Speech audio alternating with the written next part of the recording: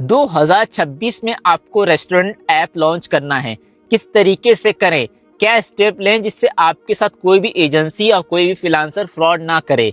ये video last तक देखना, कुछ इंपॉर्टेंट स्टेप बता देता हूँ जिसको आप फॉलो कर लेना।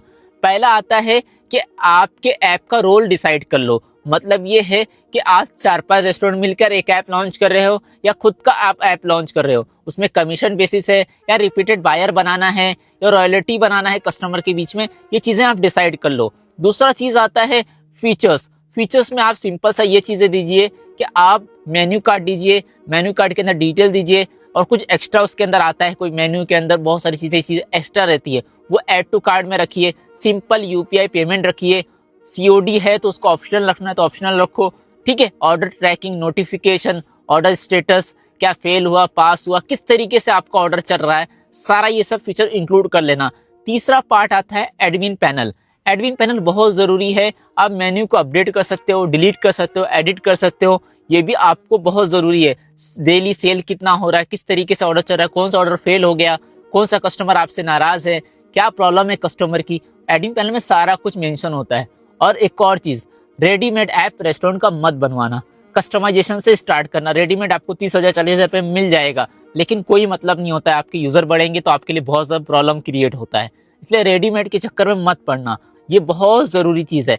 और एक और पॉइंट, स्टैक, मतलब कौन सी टेक्नोलॉजी आपको सिलेक्ट करना चाहिए। देखिए, आप सिंपल सा जब ऐप बना रहे हो रेस्टोरेंट ऐप, तो उसमें आप रिएक्ट नेटिव भी सिलेक्ट कर सकते हो, फ्लटर भी सिलेक्ट कर सकते हो फ्रंट एंड में। बैक एंड में आप नोड.जेएस या लारावेल सिलेक्ट कर सकते हो। डेटाबेस में आप क्या कर सकते हो, मोंगोडीबी या माइस्क्वेल सिलेक्ट कर सकते हो।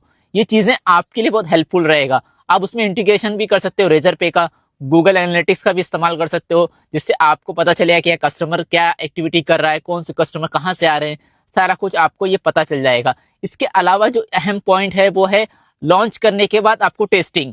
मतलब ये है कि आपका जो भी यूजर है वो किस तरीके से काम कर रहा है, आपका किचन सिस्टम कैसा चल रहा है, ऑर्डर आ रहे हैं तो किस तरीके से आप उनको डिलीवर कर रहे हो, ये सारी चीजें हैं। और एक और पॉइंट, वो है आपका डिलीवरी सिस्टम।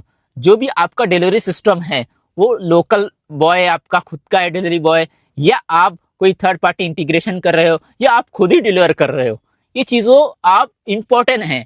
ये आप चीजें नोट करके रखना, जिससे आपके साथ कोई भी फ्रीलांसर या कोई भी एजेंसी आपका ऐप बनाती है तो फ्रॉड नहीं करेगी। और डिजाइनिंग को खास ध्यान में रखना।